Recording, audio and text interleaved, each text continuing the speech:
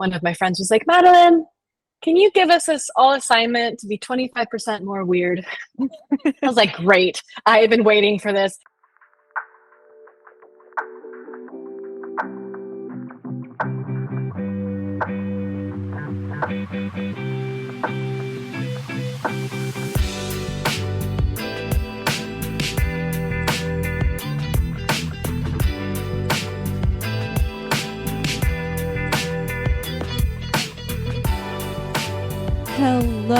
Hello, friends. How are we? How are we doing today? Welcome to Led to Gold. This is the podcast devoted to discussing all things growth and wellness. And I'm so happy you're here. We have another guest today, and I could not be any more excited to introduce her and her work to you all today. This is probably one of the top 5, if not the top 3, if not the number 1 source for learning for me in the past several years. And that learning takes a spiritual shape. It takes a relational shape, a communicative shape. It covers it all. And this woman is so freaking funny and just expressive and good at what she does. And I could not be more honored to have a conversation with her and have it through Led to Gold. This episode covers all things expression, all things getting into the body and getting used to the weirdness that comes with our emotions and the darker, deeper parts of ourselves that we might not want to go near. And the best teacher that I think you could possibly have for this work is Madelyn Moon. Madelyn is a leading voice in the world of feminine-masculine relationships, and that does not mean heterosexual relationships necessarily. I wanted to first give that caveat, but she is devoted to serving women in liberating their expressive, artistic hearts with themselves, with partners, and with the entire world. Her work and story has been featured in hundreds of podcasts, as well as various publications such as BBC, The Huffington Post, Teen Vogue, Thought Catalog, Nylon, The Daily Mail, Vice, Greatest, Men's Health, People, and ABC News Nightline. Like, she's everywhere, man. And I can't believe I got to talk to her. Madelyn is the host of the top 100 ranked podcast, The Madelyn Moon Show, and the author of the best-selling book on conscious intimacy, Artist of Love. She teaches live programs, workshops, and courses year-round, and actually, as I am recording this, she is doing a live class, I believe in Sedona, called Unbound. So, again, she's everywhere. She's awesome. I am just so honored. The funniest thing, too, to me is despite all that she has done, all that she has published and put out into the world, I found her through Reels, which always sounds maybe a little bit weird as a way to like find a person, but every single reel that she has created and put out either identifies a really deep feeling of longing or, on the opposite spectrum, just a hilarious incident of dating or trying to communicate with somebody who's kind of not on the same playing field as you are. And it's just so nourishing to see somebody bravely put that out into the world, because a lot of it involves things that most of us would probably never want to touch or publicize or talk about. And it's just really refreshing and great. Caught me immediately. I followed her. I worked with her, and I genuinely think her work has been life-changing. So I wanted to kind of just give you a couple explanations for things that we do go over today, because we get right into it, and there are some maybe confusing terms, maybe things that not everybody is familiar with. So I wanted to give us a little bit of an introduction to that before we get into the actual interview. So one of the first things that we discuss in this episode is archetypes, and that is specifically related to different ways of expressing a feminine essence. Again, this does not necessarily exclude men from the conversation. I've said this before on the podcast, but everybody has masculine and feminine qualities. So even though her work is primarily for a female audience, it does not exclude anybody from the conversation. I want to make that abundantly clear. Anybody could get something out of this conversation. But as far as embodying different archetypes, what that means, if you're unfamiliar, is just calling in a character or a set of actions, a set of behaviors that a certain character embodies. And when I say character, I mean a stereotype of a type of person, or you could literally think of it like a movie character. Like you could put on the archetype of Bilbo Baggins. You could put on the archetype of, oh my God, what is Liv Tyler's name in Lord of the Rings? Whatever her name is, you could put on that archetype. It's embodying a character. And we do this for the sake of expressing an emotion or expressing a desire that we may not normally know how to express. Stepping into an archetype and thinking of it more along the lines of like, okay, I am putting on this character, helps us get more familiar with that feeling. And then we can express that more often just as our normal selves. But it gets very nuanced. I'm going to let her do some of that deeper explanation. Beyond that, we talk about somatics a lot at the beginning of this episode, and somatics are basically a modality of therapy that relates to feeling into your body. So again, we will get more into the specifics on that, but it's a lot less about thinking and talking through emotions and feelings and much more about feeling them. So we get into the body, we figure out what's going on in there, and then we move forward from there with an action or an expression. So I'll leave it at that.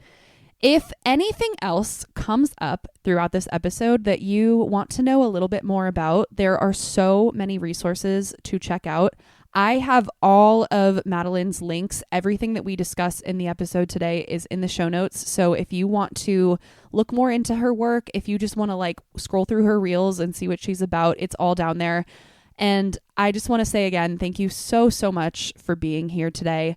If you enjoy this episode, or if you are returning and you like what we talk about, there are a few things that you could do to just express that support. You could rate the show wherever you are listening. You could share it with a friend, especially if you think that they would enjoy this conversation. And I also have a couple links for my things down in the show notes below. Led to Gold is not just a podcast, it is also a blog. So if you want a little bit more of this in the form of writing, I release new blog posts every other Monday. So if you're keeping up with Led to Gold entirely, you're getting something from me every single Monday, a podcast or a blog. And then sometimes little newsletters get thrown in there too if you want to subscribe to my email list. They're always cutesy. They come with an exclusive monthly zodiac playlist, whatever the signs are turning into at that time. We will have a playlist for that specific energy. So if you're into that, you can subscribe to emails. All the links for all the things are in the show notes. I just appreciate you being here. If you do nothing else, thanks for listening. I love you so much. And let's get into this episode because it is so good. See you on the other side.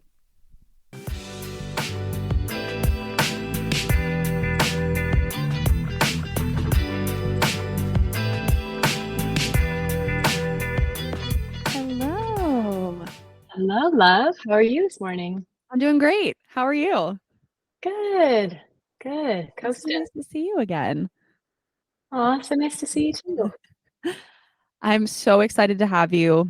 I'm so honored because your work has been so influential to my life for several years now. So just want to say thank you for what you do. And I'm really happy you're here. Oh, thank you. Yeah, it's my pleasure. I'm happy to be here too. It's great when people are in the work for a while and they know what I'm talking about and what I'm doing so that we can like speak to the thing in the episode in the podcast. So yes. And I'm so excited to get into this as deeply as you want. I will say, I think a lot of my listeners tend to kind of be entering into a lot of this. So I want to start off just with the simplest definition of what it is that you do and how you would describe your work to somebody who's never even heard of anything like this before. Yeah.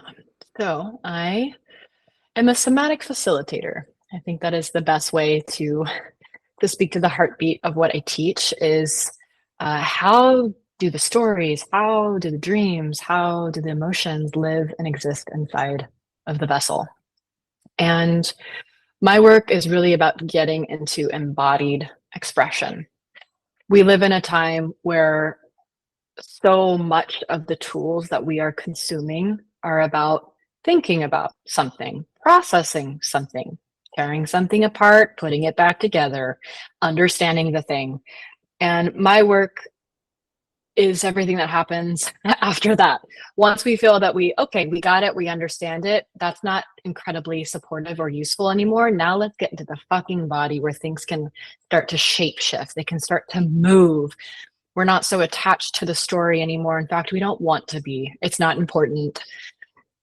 And I do that by supporting people learn about becoming an artist of love, how to bring artistry into their love life, how to welcome in and integrate their shadow.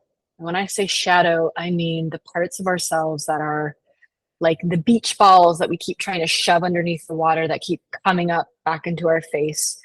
Whether it's jealousy or it's anger or it's pain or it's manipulation, how do we take those very human parts of ourselves and integrate them back into our vessel? Not think about them, integrate them back into the vessel so that we have a reference point for these parts of ourselves that we can now embody. And why do we do this? So that we can be fully alive, fully alive. You know, when you're in the presence of someone who's in their head, thinking about things, you can't feel them. You're like, I know you're here, but where are you underneath all of that and that and that? You know, that person versus the person, you're like, whoa, they're here. They've arrived. They're up, they're down, they're left, they're right, they're available. They're a full fleshed out human being living and breathing. My goal is to help everyone who comes into my work get to that place where they're instinctive. They've got the primal body. They have the desires that are being expressed through their vessel. In my work, it's always body first. Body first. Yeah. Feelings come after. Thoughts come after that. But body first to get into the actual living, breathing experience of being human. As simply as possible, like it is what you feel down here, not in here.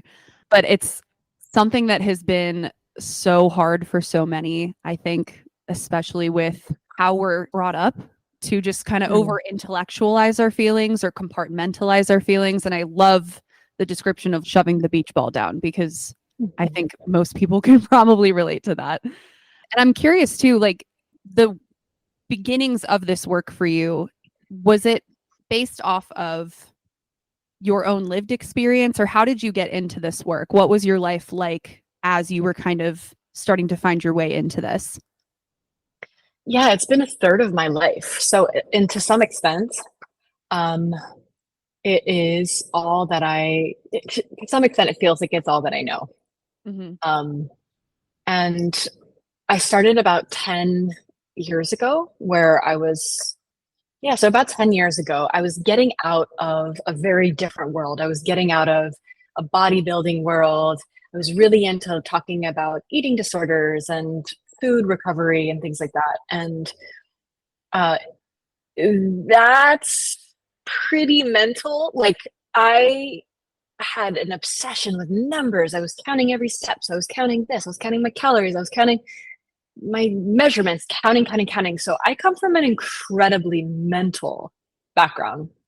And when I was around 22, I started to be introduced to these different modalities that were very simple, but it was just like intuitive eating. And then I started getting into like breath work. And around 26 is when I got into embodied relationship teaching. That was when I was introduced to feminine energetics, masculine consciousness. And that's really when my world started to expand because I was like, wow, the feminine is about energy and inhabiting energy. So I started to learn, I really started to bring back these expressive parts of myself that I had shut down for various reasons. It really felt like a return to my roots though, because my dad is one of the kookiest, weirdest characters of a man. And I always judged him. He drove me nuts. because you had to be serious. You had to be very serious in life and no jokes. And so at least like I really started to go into this vortex of like, wow, if I actually want to be more in the feminine, which means having more breath in my life, having more space in my life, it means returning to this thing that I was so intensely critiquing. Mm. So I went into that for many years. You know, many of those teachings still stick with me today, but it wasn't until I started incorporating the world of acting and improv and like these characters that weren't even about feminine and masculine, these characters that were about, you know, the like the addict or the crazy stepmom or the, you know, killer stepbrother or like, you know, or like the seductress. When I started to play with all these totally different archetypes, the world got so much bigger. And then I got to bring those into my relationships, into my work, into so much of my work. I play characters all the time in my videos that I put out online. Mm-hmm. And so, yeah, it's challenging to like really put this into a very clear story, but it's been a long journey until I got to this point where I'm at today with many modalities and wonderful teachers on my side. Something that I think is just like so cool about what you do, and it's so specific to you as opposed to, I think, a lot of other teachers that I've seen, is how many modalities go into your work, which I want to just give you kudos on that, because I really haven't seen anybody do it quite like you, especially with the acting. I think when I was first starting to get into like the feminine masculine energetics and somatics, like that was just not a part of the conversation at all, but it means so much and it can make the experience so much deeper when you start to learn how to do that. And I think honestly a really big part of what I wanted to talk to you about today is your perspective on, like, I think a lot of women feel as if they kind of like need permission to do any sort of work like this. I always envision that there are a very finite, very specific set of archetypes or characteristics that a woman has historically been allowed to show. Does that make sense? And I'm curious what you would want to say to somebody who feels that way, or, you know, hasn't even been able to see that it is a reality to explore the infinite amount of energy that the feminine does contain. Does that make sense? Or is that kind of yeah. Yes. So the book that really opened up a lot of this for me years ago, I read The Dark Side of the Light Chasers. I think that's what it's called. Ooh, okay. I think her name is Debbie Ford. Cool. Yes. And that is an incredible book that describes in greater detail what I'm about to say for anyone that wants to go in deeper. So you, anyone listening to this, are the universe. And I don't just mean in like, you know, you're the universe, like, those like love and light, you're so much love. You are everything this planet holds in one body, all of consciousness. So both sides, you are all of nothing and you are all of everything. You have the capacity to be a completely, totally empty vessel of nothingness, dust. And then you have the capacity to be every single thing: the waterfall, the desert, the jungle, the forest, the bears, the hawks, everything. So it's our human minds that start to say, well, that's good. And well, nope, that's bad. And oh, she's catty. Oh, well, that they're trying to get all the attention. We try to label the shit out of people. And the thing is, every single person you've ever met is cut from the same universal cloth that you are cut from. This is what I believe. I believe that all of our souls are a part of this big universal energy consciousness orb. Right. And then we split off when we're ready to go into a life. We fragment from the main orb, and then we get dropped into a specific time and place in a body, and we are reincarnated until we go back, and then we go out. And so we're all a part of this same consciousness, and we just have different opportunities to exist in different bodies. So the idea that we have specific, let's say 5 archetypes that we're able to create is completely man-made from society.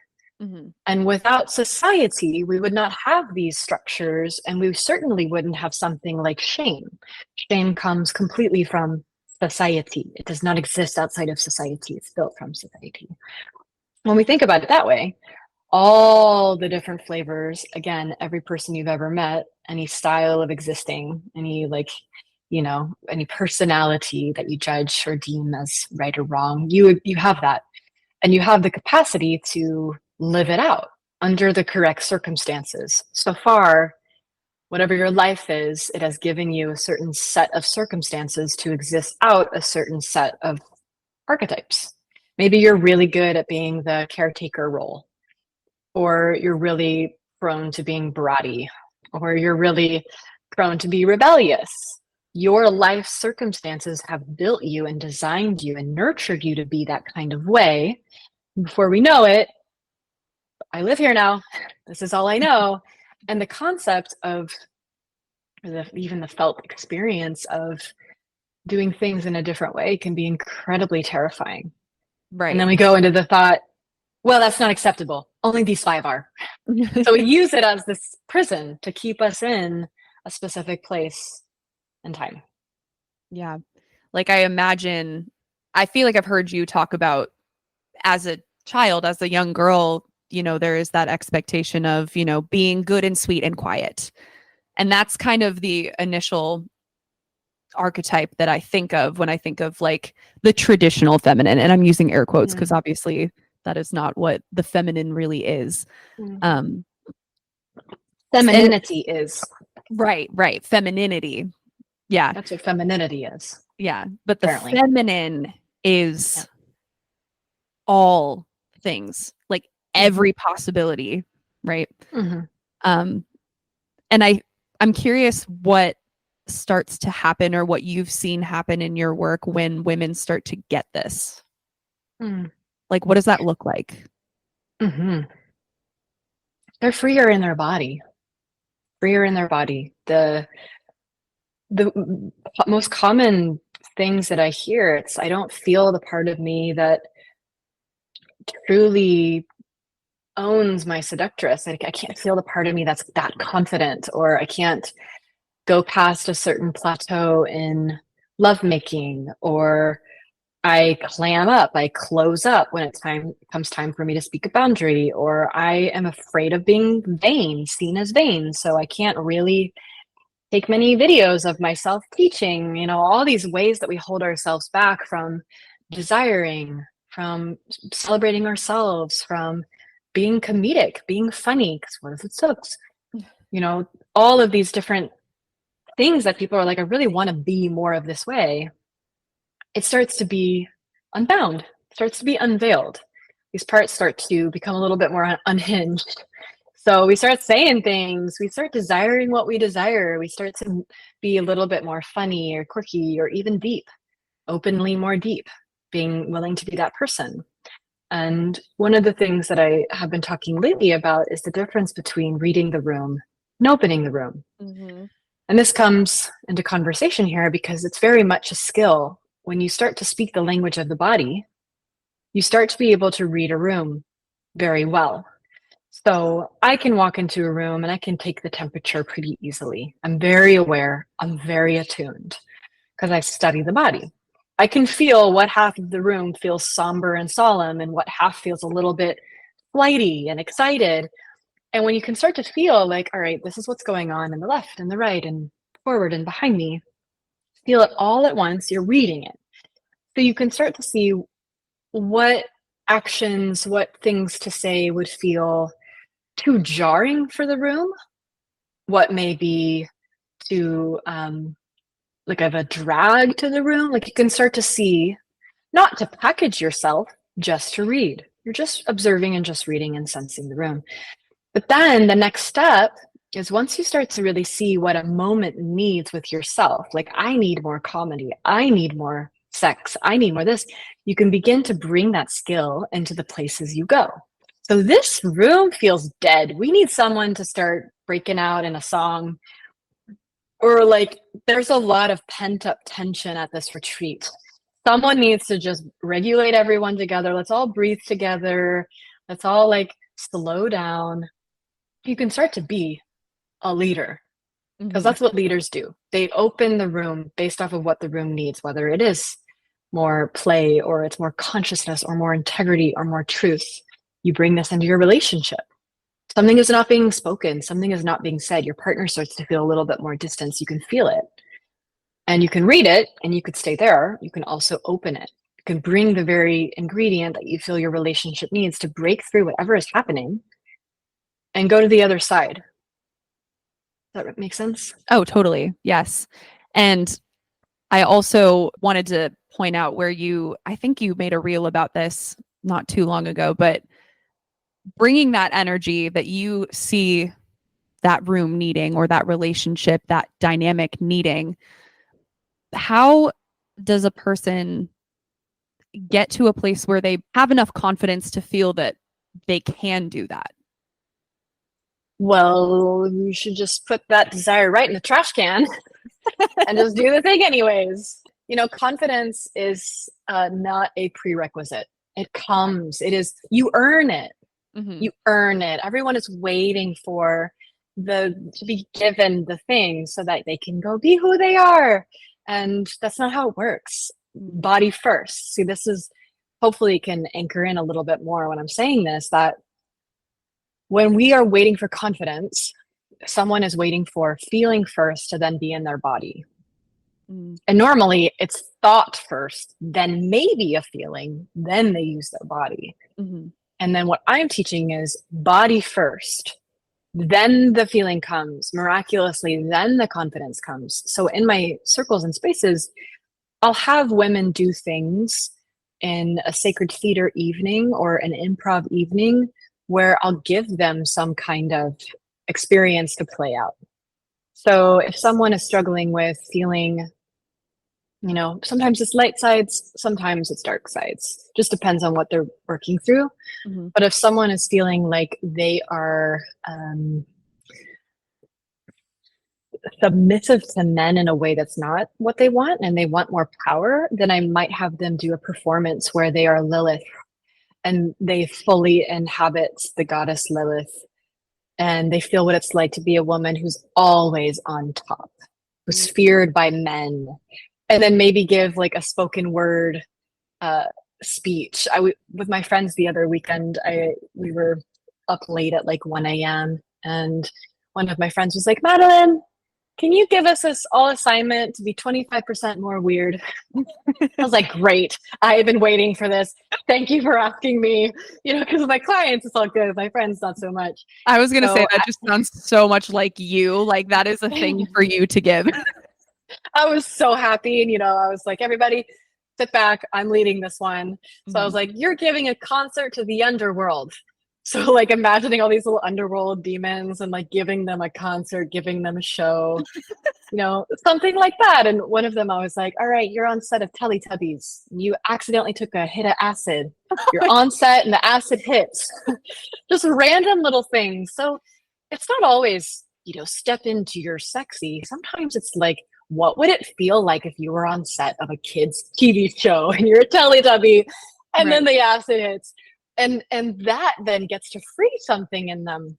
Because that's an unhinged state. You're losing control. It brings up losing control. It brings up, oh shit, I'm about to lose my job. What do I do? Mm-hmm. Giving a concert to demons will require something within your soul that has to come forward. That's not just your waking self. Totally. And I feel like in this conversation, like I'm starting to hear this again. It's like the mind before the body. But I think that's kind of where I originate. I've always been so in my head before in my body. So maybe this is kind of my own inner voice coming out too. But putting on a concert for demons, it's like, why would I even do that? Like, what does that serve? And one of the questions that I was going to ask you, and I think we're getting there now, is like something that I see so often is just people wanting to do this or like wanting to allow themselves the weirdness, but still being so afraid of it. And maybe we've already kind of covered this, but why is it so hard to just step over that weird little boundary that we've created and like allow things to get a little weird? One, shame does not exist without society. Yes. So that's number one, is like, we're in society. We have this funny feeling that pops up when we do things that step out of society's standards for us. So being with that feeling. And I'll also say, there's a few threads here. There's not a neural pathway for a lot of people. There's not an actual reference point, because many of these things that I ask my students to do, they haven't done before. So there's no reference point for, oh, I've done that before and I survived. That makes a lot I of sense. wasn't cast out. There's no place there. Mm-hmm. So we do this to create the reference point so that they can then go back into their lives and they have, oh yeah, I have a reference point for speaking controversial truths that nobody else agrees with. I love when that happens in containers. Say the thing that you can't say anywhere else. Let us all just sit and watch and like witness you, so that you have a reference point for speaking something that's controversial. Everyone here still got you. Yeah. So that your body doesn't freak out when that happens. Or yeah, like going so deep into longing and like having people witness you in that level. There's a level of like, if I go there in my longing, will I be cast out for just how needy I am? So when you come into circle, you can go there. You can have snot going down your nose and like, hiccup on your own words because you can't speak because your longing is being revealed so deeply. And you've got people who've got you. We're here. Yes, we're not even batting an eye. It's normal. It's normal. It's wanted. Can you go deeper? Go deeper.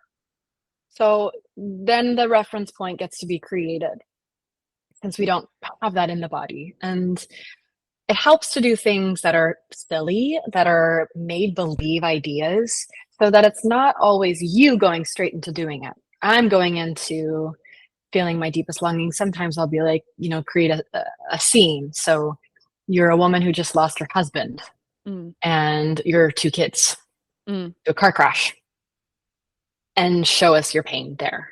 So sometimes it's something like that, where it's not even someone going into their feelings, but be stepping into a different character so that they can feel what's true for them through the character as a vehicle. Right. To create that neural pathway. Right. Immediately it makes me think of like a medicine journey, but also going through just a really hard time in life. And then I don't know if you've had this experience, but I definitely have, where it's like you're on the other side of that really, really hard thing. And you're like, oh, I survived that, which means I can do it again. And maybe even a little bit more next time, which I just think is so key to a lot of this. And thank you for explaining it the way you did. Because like I said, I think a lot of people, including myself, we just get stuck in here and we're like, but what if people think I'm crazy? What if I look weird? And that too is such a big part of it. It's like, yeah, can you look weird? Can you look weirder? Am That's I not allowed? weird enough. Enough. Give me more weird, more weird, more weird. And that's an important piece too, is to actually have permission. We don't just want like your first take. We want your 5th take. Like more. And when you have that kind of reflection for people to see what's weird and then want even more, the most beautiful thing happens. Everyone is full of so much excitement and joy and love. On the other side of whatever tumor of fear you have is this incredible geyser of laughter and joy, because you're free. Whatever it was, like, you're free. And it's one of the most beautiful things to witness. Yeah. Just that space that's then available when you did the thing. Yes. This is healing that sort of, I don't know if this is what you would call it, but the witch wound. That's what I think of it as, where for so long people have been boxed in and ostracized, but now we are creating this container, and these many containers eventually it maybe becomes your whole life, where you get to express whatever it is, and then you also get to feel held in doing that. Whereas for so long, for hundreds, however many years, that wasn't how it went. You would be killed, which I don't know. I think that also might speak to the pain body of doing that work a little bit. Yes, totally. I mean, I've been sitting with this lately. I definitely believe it's the witch wound. I really resonate with the like psychosis. So I Mm, thought, this feels like the insane asylum wound. yes. Like, if I go there, am I going to be put into a place against my will with people surrounding me that scare me and I don't belong here? And like, I really resonate with that kind of insane or psychosis or crazy Yeah. wound. I can feel it very viscerally in my lineage. I don't have like people who were sentenced to go to asylums, but I feel it. It's like I carry this, oh, to be so misunderstood in this way, to be in a place against your will, which is very much the witch wound. It's like if you were seen as a witch, you would go there. So it's Right. connected. Yeah. Yeah. So Yeah. I feel that too. It's something that I've really used your work to try to work through because, yeah, it's there. And I almost wonder if there is some amount of, my ancestry who has had to hide that part of themselves for so long so that they can definitely, stay safe. Um, definitely. so Yeah. definitely there with you. In moments like this, and I want to also talk about what this looks like outside of a container, outside of a class. But Mhm. before I get to that, I'm curious if you've seen any moments like this in your teachings where somebody was able to kind of get through to that weird place, be celebrated for it, and then what happens after? How does that person change? Mm. It's across the board. It's across the board. I mean, firstly, a lot of, I mean, it's my work happens mostly in some kind of container, whether it's one-on-one or it's a group thing or it's a longer term program, but a lot of the work they do by themselves. Mm, So this is not like I have to be witnessing you. This is you receive a practice, then go do it. Go do it in your life. So yeah, I mean, there's been a tremendous amount, especially with longer term people who are consistently showing up to embody different things. People start to arrive on social media in their actual selves and their unique artistry and their brilliance. They get over the stuff about filming themselves. They get over the stuff about the cancellation wound. Like, what if I actually become big? mm, They get through that and they start to create a vessel, a nervous system that's strong enough to hold being successful. That's a thing that a lot of people are actually terrified of. yeah. So that there's like, thinking way back to one of my older clients, so sweet, such a sweet girl. And I had her do a whole performance on being in Mean Girls, just Mean Girls burn book, show us. And it was fucking amazing. She was so mean. It was I love great. that. It was like, there she is, like, because that's life force. Being the sweet, kind girl constantly, it takes a lot of life force to do that, but it drains a lot, Right. to hold to that takes a lot of life force to resist who we really are. So to witness her, not to say she's actually mean, but just her aliveness, She has the her capacity. comedy, she was funny. It was like, wow, you're funny. Like, your funniness was attached to this, and what else is here? So then she goes off in life to have the ability to simply be with what she really feels, because sometimes we don't like everybody. Right. And if we don't allow ourselves to just feel that, then we're forcing ourselves to like everyone and be in situations we don't want to be. So we do extremes to get just 1 inch more deeper into the truth. Yeah. So doing a mean girl performance, honestly, what it will do is get you 1 inch deeper to being honest about your just feelings. You Yeah. don't act any specific kind of way. You just now could acknowledge, oh, I don't like that. Oh, I love that. Oh, I don't like that. I don't want that. Your mean girl can help you simply feel what's a yes and what's a no. That's it. Of course, she can also help you get mean, but that's using the tool in a different way that we're not really going for. Right.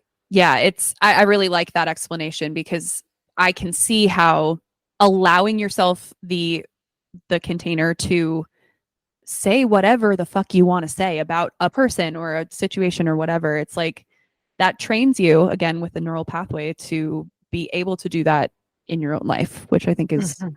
really, really cool. And I think, the right person doing that work is not going to take that in a negative way and then be like, oh, this means I can be a bitch, you know? Yeah, no, and people are afraid they'll do that. That's the Yes. thing. Like, oh, if I go here, am I going to be this way? No, if it was so easy, I mean, if it really was that easy, we wouldn't have the whole personal development work. We'd just be like, I want to be a millionaire. Do 1 millionaire invoking practice, and then you're that. You know, And it's then you're not that way. So it takes consistent practice, and it's because of my work around my shadow, around my goblin, my gremlin, um my shadow around like my family. Like really, I've done practices where I completely, totally invoked the spirit of my parents and felt what it was like to be them. Mm, It's because of like going into these places that I don't always want to go into that I'm able to show up like online, funny, playful, free. It's that shit that got me into freedom, not yeah. without it. Yeah. This might be an overly simplistic question, but how is that work different than just a typical like talk therapy? Doing that almost acting work within yourself, how is that different? And what does that do differently than just like talking through those traumas? Yeah. Well, talking through is concept, which lives here. Mm-hmm. It's in the mind, it's in the head. You're understanding, you're unpacking, you're getting to know, you're rehearsing, you're revisiting, you're in the past, you're in the future, you're in protection. You know, it's like there's a lot that's happening, but it's mostly all here. There are somatic therapists that are incredible and really know how to take that information and then help you to get into the heart, get you into the body, get you to do a movement. You know, I do somatic facilitation. Yes. So we'll take, you know, I actually don't want to know about anybody's story for the most part. Like your story actually isn't important. Tell me about what's happening now. Where is your breath? What is there? And so if things start to come up, we can breathe in those places, we can move in those places, we can put those places to use. So a little story is helpful so that we can create themes, we can create things to work on. But this happened when I was 5 years old, and then my parents did this, and then I went here. It's like that in acting terms would be known as the backstory, Mm-hmm. where it belongs, Yeah. in the back body. So I try to help people take all that stuff and then just put it in the back body so that it can live there. It's a part of you, but it's now not in the front body, running all the actions, running the show, dictating what you do, but it exists in the back. So it's there. And as any actor knows, your backstory exists in your body, but you have to let it go to be in a scene. You Mm-hmm. cannot be speaking lines at the same time that, oh yeah, my character Samantha, she went here when she was in high school and then she had a heartbreak. Okay, yeah, blah, blah, blah, blah, blah. You're going to be in your head. No one will feel you. You'll be a Right. shit actor. Shit actor. But if you know, study, rehearse, learn, and then let it all go, be in the moment, that's how you do it. That's how you can actually enter a trance state as an actor, where you're actually being the character and you're embodying it, and motion is moving. That's a good actor. Any actor that you're actually a fan of is entering trance states when they're acting. And you're watching them in a trance state, and you enter a trance state as you watch them. You forget where you're at. So this beautiful kind of cycle that we all enter when we leave the mind and we get into the body. Yes. I love that description. It's like the back body portion of it is like that's where it's housed. It's part of you, but we don't have to keep that present all the time. It would be like I'm thinking of if I remembered that I was neglected as a child, then everything I do in life, I'm going to like act from that place of neglect if I let it live presently. Does that kind of sound similar? Yes. So one of the things I teach a lot and talk a lot about is shapes we take. Mm-hmm. Oh, yes. So I want to get into that's this. that's what you're speaking to, is that, let's say that there is a woman who, one of the things that I see a lot is a woman who plays the role of caretaker. So when she's young, she's caretaking one of her parents. It's how she survives, it's how she receives love. She leaves the house.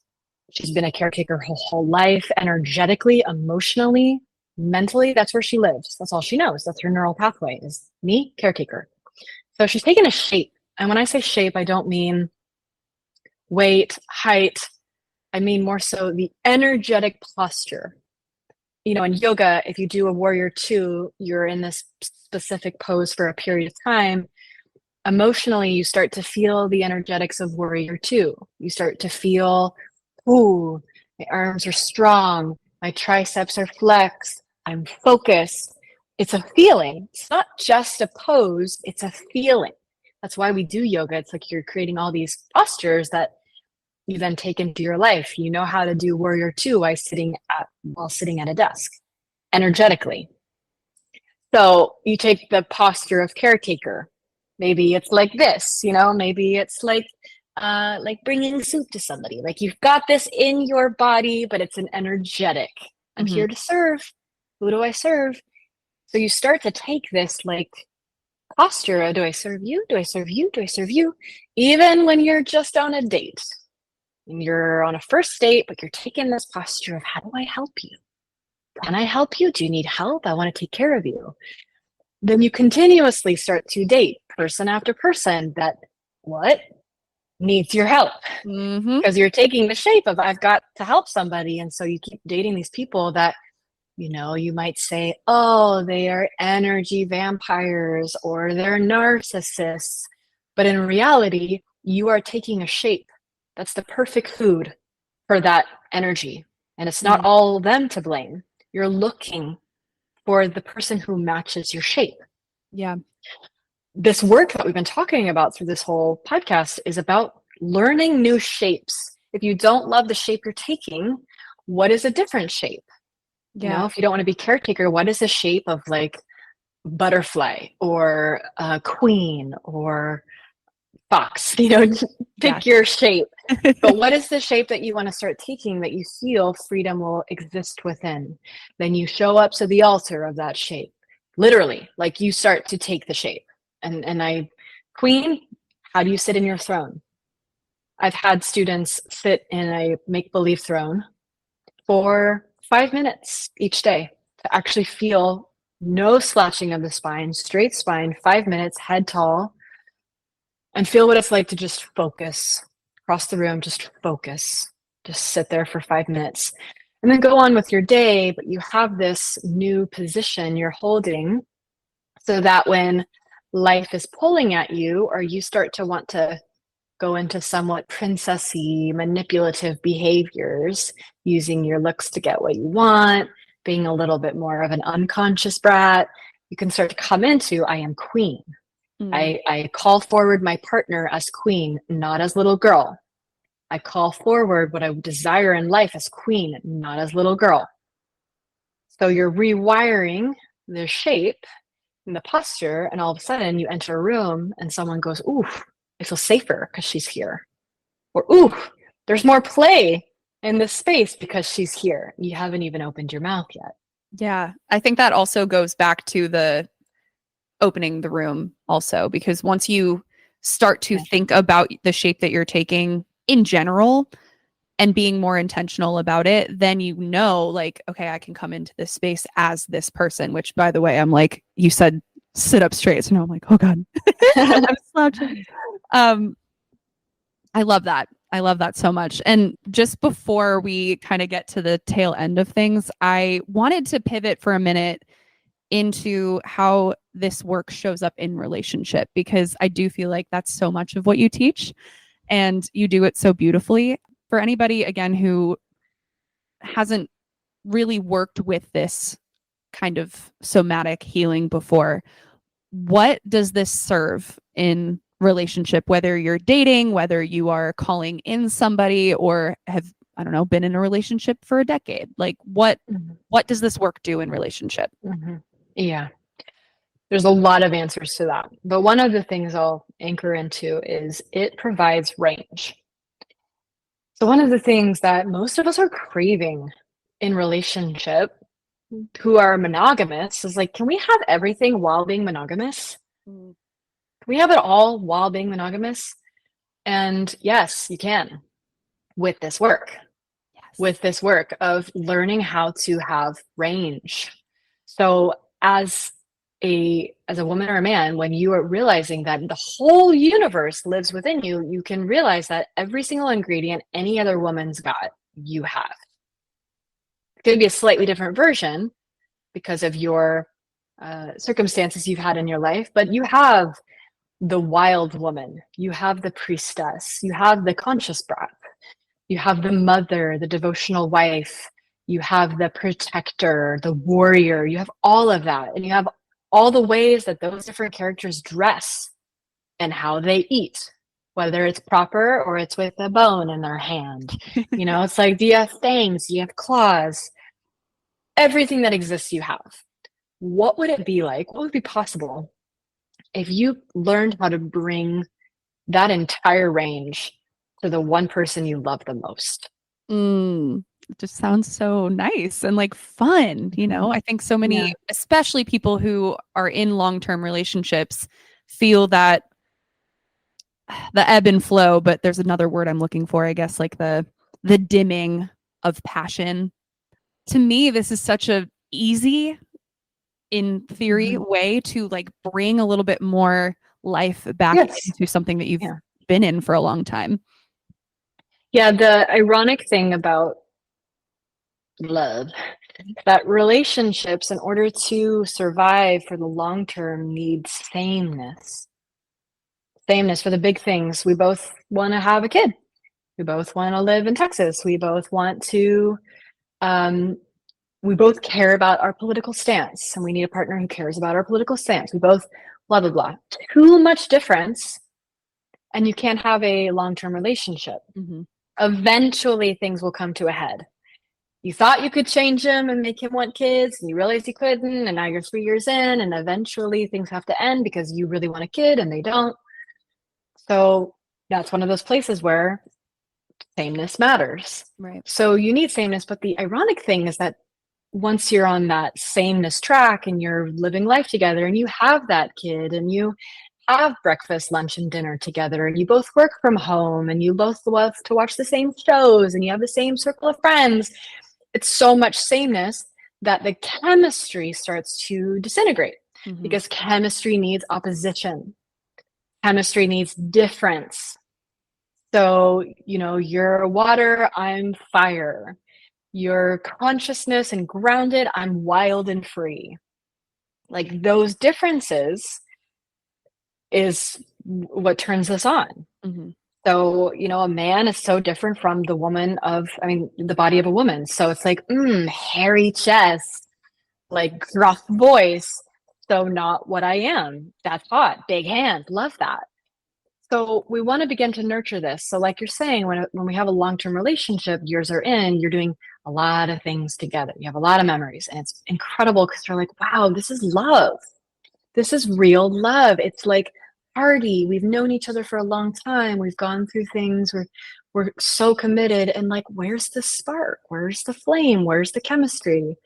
Range is how we begin to bring that back in, because you get to all of a sudden bring in a part of you he's never met before or she's never met before. So what is it like? You've arrived to the bedroom as your whole relationship, loving, soft, open, orgasmic. What would it be like if you brought your feral wild woman in a way he's never met before? The feral wild woman who's been, in Norway for 3 battles time, and he's a villager that she came across, and she's just so excited to see this villager after fighting for so many years. And you don't even have to say any of that. You don't have to be like, okay, we're doing role play. This is the thing. Like it's not that doesn't matter. It's not role play. It's actually you from a different perspective. Yeah. It just sounds so fun. Like it is fun. It's a fun way to live. Yeah. Like what a good way to just kind of like recharge and bring a little bit of energy back into something that, might need it. And then you will evoke from him something new. That's the thing. It's then all of a sudden it's like she'll be like, who is that? Oh, I'm gonna shapeshift in order to meet the magnificence of this creature that I'm making love to. So there's a wildness that starts to come out within him.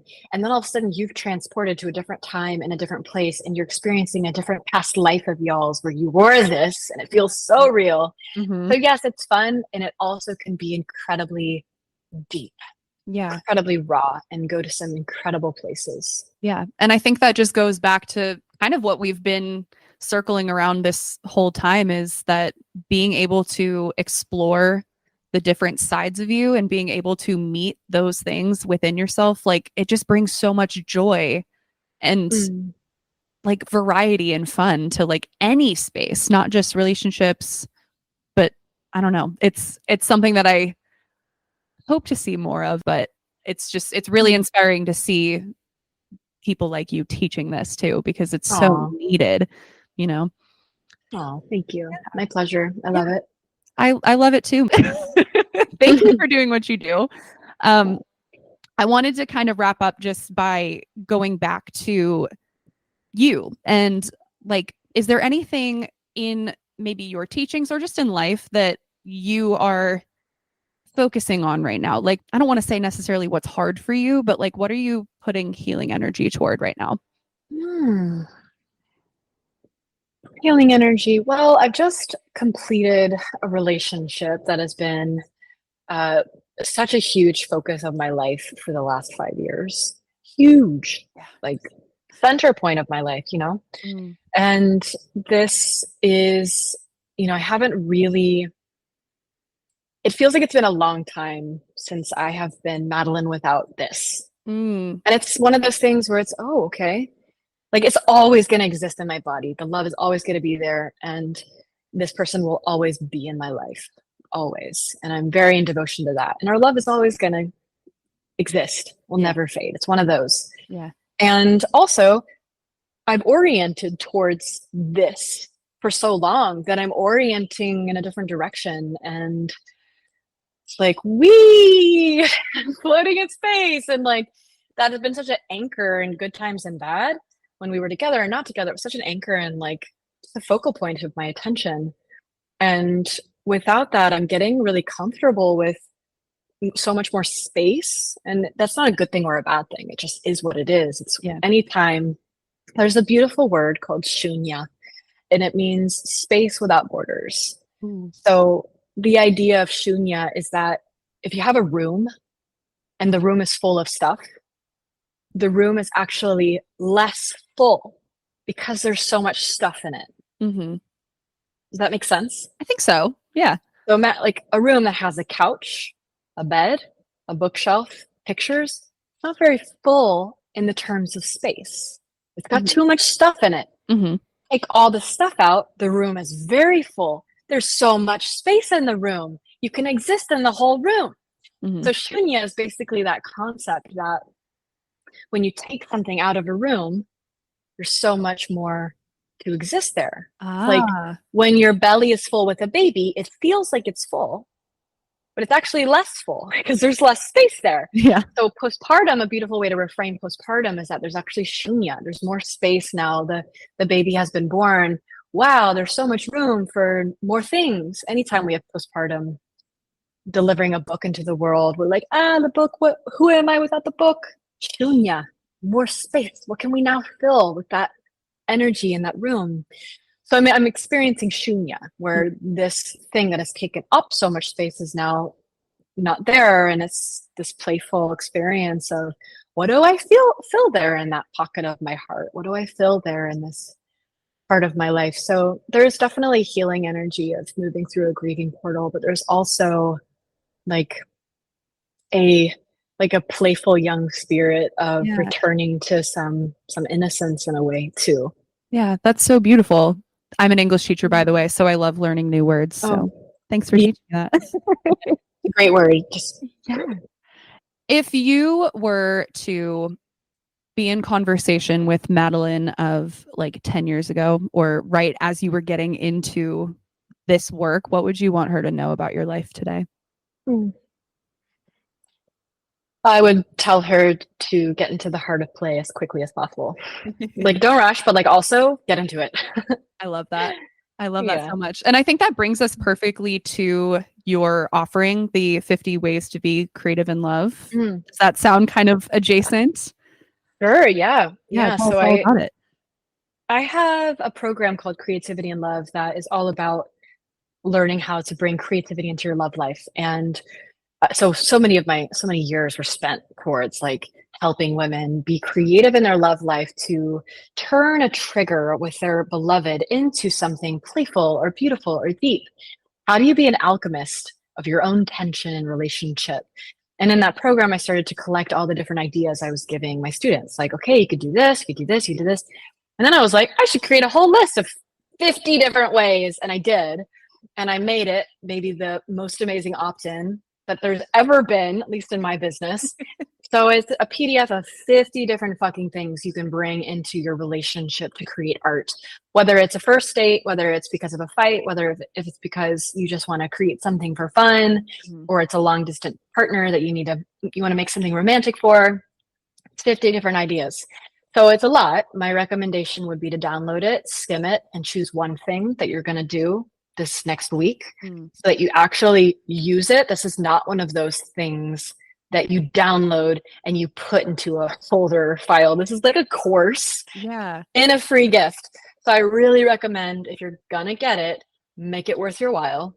Actually do the things on the list and see what happens in your relationship when you start to apply a little bit more art into your love. Yes. Is the one about sending like gifts, is that one in there? I'm trying to remember. Gifties? Yeah. Yes. Like in Probably. text. Yeah. Yeah. I was Yeah. gonna say, I Gifties know is in that's there. one thing that you've talked about at least in courses before. I couldn't remember if it was in that list, but that is like my favorite thing to do now. Yeah. Where if I just feel like being a little bit dramatic, I'm gonna send my partner a gift just to, seal the deal. But yeah, I mean, it's incredible. It's in the show notes for this episode, so definitely go download it. I wanted to finish up just with one card from this game, We're Not Really Strangers. Have you ever heard of this? Yes, I have that. It's I like so that fun. game. I have like the healing expansion pack, and I just feel like it ties in nicely with the focal point of the show. So thought we might answer a question together. Sound good? Love it. Let's do it. Okay. Ooh, I've probably had this one before, but we'll go for it. Finish the sentence. I want to give myself permission to feel blank. I feel like this would be an easy one for you. It's so easy that I don't know what my answer would be. I think I would say quiet. Quiet's not really a feeling. I would say, internal. Okay. It's always, I don't even know if that's a feeling. It's just, whatever it is, it's like, calm, calm. I think I get what you're saying. Like, yeah, I mean, all feelings are welcome. I love all feelings, but sometimes I can always use a little bit more of the like slow essence in my heart. Like my heart just nurtured slow. Yeah. Love that. Yeah. And the second part to this question is, what's getting in the way of that? Noise. Busyness. Noise. Life. Busyness. Yeah. I have a very structured brain, which is kind of funny because my work really balances me out. Thank God for what I do. But my brain is very like, okay, I'm going to write down, and I put everything in its place. My house is spotless. Everything has a place. It's just everything goes where it goes. So it's helpful for me to remember that it's okay if I have a dog bone sitting out of the dog bone place. A book is left open rather than closed. That's fine.